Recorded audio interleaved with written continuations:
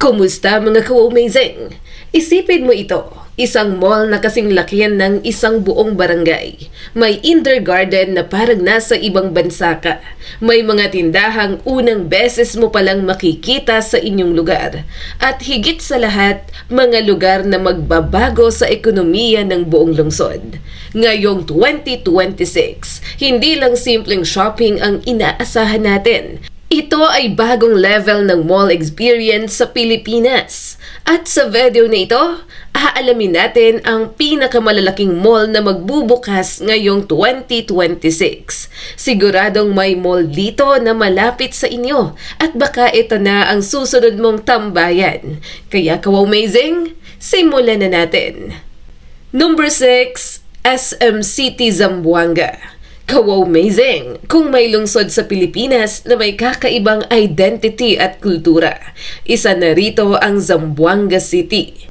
Kilala bilang Latin City of Asia. Isang lugar na puno ng kasaysayan, makukulay na tradisyon at patuloy na pag-unlad sa kabila ng mga hamon. Sa loob ng maraming taon, hinihintay ng mga residente ang isang modernong mall na kayang makipagsabayan sa mga nasa Luzon at Visayas. At ngayong 2026, matutupad na ito sa pamamagitan ng SM City Zamboanga, isang malaking development na magdadala ng bagong lifestyle sa lungsod. Ang mall na ito ay inaasahang magiging isa sa pinaka-modern sa Western Mindanao. Magkakaroon ito ng malalawak na shopping areas, cinemas, dining districts at family-friendly spaces. Hindi na kailangang bumiyahe ng malayo para maranasan ang kumpletong mall experience. At higit pa sa shopping, ang SM City Zamboanga ay magiging simbolo ng pag-unlad at pagbangon ng lungsod. Magbibigay ito ng libo-libong trabaho, magpapalakas ng turismo at magdadala ng bagong pag-asa sa komunidad. Sa madaling salita, ito ay hindi lang mall, ito ay bagong simula para sa Zamboanga. Number 5, SM Harrison, Pasay. Ka-amazing! May mga lugar na kahit matagal nang nawala ay hindi pa rin nakakalimutan. Isa na rito ang dating Harrison Plaza, isang mall na naging saksi sa libo-libong alaala ng mga Pilipino noong dekada 80 at 90. Dito naganap ang mga unang gala, unang sine at simpleng bonding ng pamilya. Pero sa paglipas ng panahon, ito ay unti-unting naglaho hanggang sa tuluyan ng magsara. Ngunit ngayong 2026, isang malaking pagbabago ang paparating. Ang dating Harrison Plaza ay muling bubuhayin bilang SM Harrison, isang modernong mall na magdadala ng bagong mukha sa Pasay City. Hindi na ito simpleng renovation, kundi isang total transformation na kayang makipagsabayan sa mga high-end malls sa Metro Manila.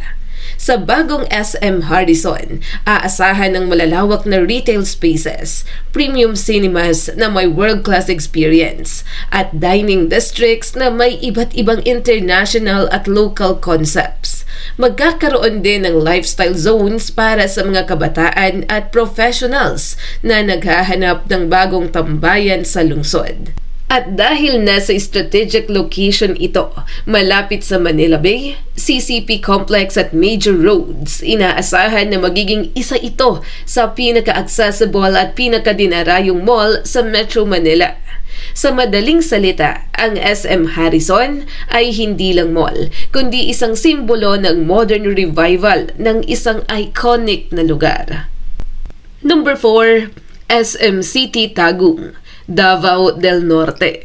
Ka-amazing! Lumipad naman tayo sa Mindanao, sa isang lungsod na tahimik pero mabilis ang pag-unlad, ang Tagum City. Kilala ito bilang isa sa mga emerging economic hubs sa Davao Region, kung saan patuloy ang pagdami ng negosyo, infrastruktura at oportunidad para sa mga residente.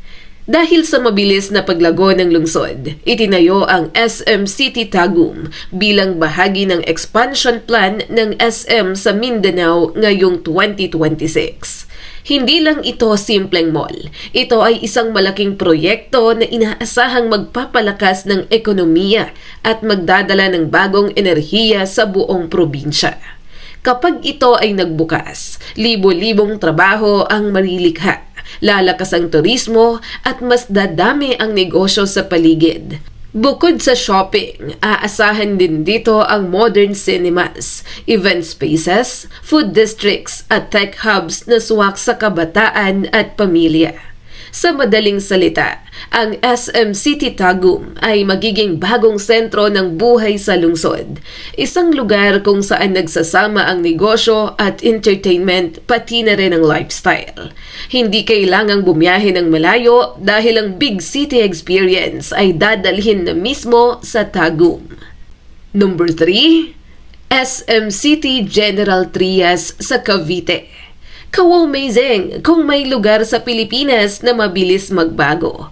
Isa na rito ang Cavite.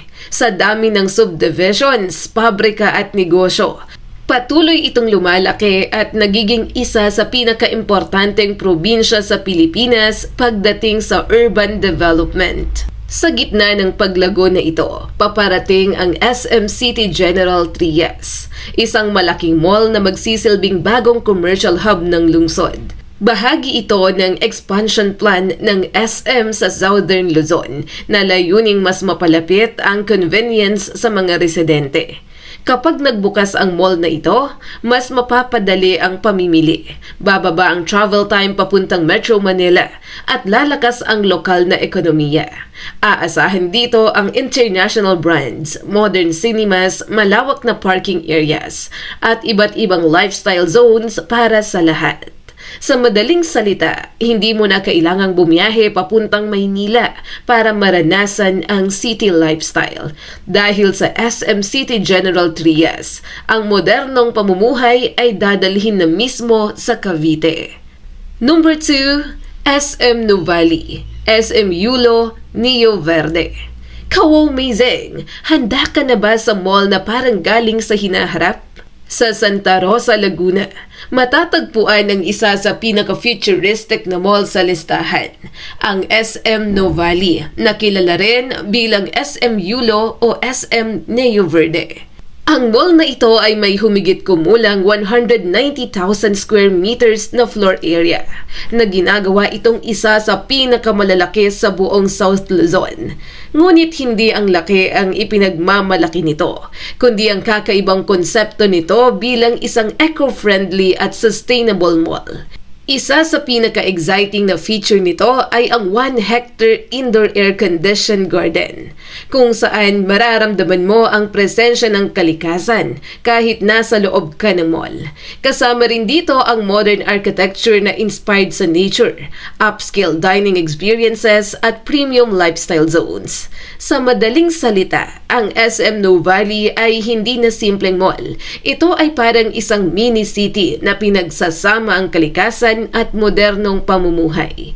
Para kang nasa ibang bansa, pero nasa Laguna ka lang. Number 1, Ayala Malls Arca South, matatagpuan sa Taguig. At sa number 1, ka-amazing, ito ang pinaka-strategic at pinaka-high-end na mall sa listahan, ang Ayala Malls Arca South sa Taguig. Matatagpuan ito sa isa sa pinakabagong business districts ng Metro Manila na tinatawag ding Next BGC.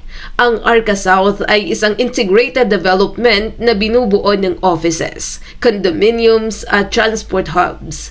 At sa gitna ng lahat ng ito, itatayo ang isang world-class mall na magiging sentro ng urban lifestyle sa lugar. Aasahan dito ang high-end retail stores, premium dining concepts at world-class entertainment hubs. Bukod dito, magkakaroon din ng seamless connection sa transport system na magpapadali sa pagpunta at pag-alis ng mga bisita. Sa hinaharap, ang Arca South ay magiging isa sa pinaka-importanteng distrito sa Metro Manila at ang mall na ito ang magiging puso nito. Hindi lang ito mall, ito ay simbolo ng modern, organized at world-class na pamumuhay ng bagong henerasyon. Ka-amazing! Sa dami ng mall na magbubukas ngayong 2026, isang bagay ang malinaw. Patuloy ang pag-unlad ng Pilipinas. Mas dumarami ang oportunidad, mas dumalago ang ekonomiya, at mas gumaganda ang pamumuhay ng bawat Pilipino. Pero higit pa sa negosyo at shopping, ang mga mall na ito ay nagiging bahagi ng ating buhay. Dito tayo nagkakasama, dito tayo nagre-relax at dito nabubuo ang mga alaala na hindi natin makakalimutan. Mula sa pagbabalik ng isang iconic na lugar tulad ng SM Hardison hanggang sa futuristic na konsepto ng SM Nuvali at Arca South, makikita natin kung paano nagbabago ang lifestyle ng bansa sa paglipas ng panahon. Kaya ang tanong, ka-Wowmazing, alin sa mga mall na ito ang pinakagusto mong puntahan? At handa ka ba sa Wowmazing na mall experience? I-comment lang ang iyong sagot sa comment section sa ibaba ng video na ito. Ka-Wowmazing! Kung nais mo pang makapanood ng mga ganitong klase ng video, huwag kalimutang mag-like and subscribe at pakishare na rin para mas marami pa ang makapanood.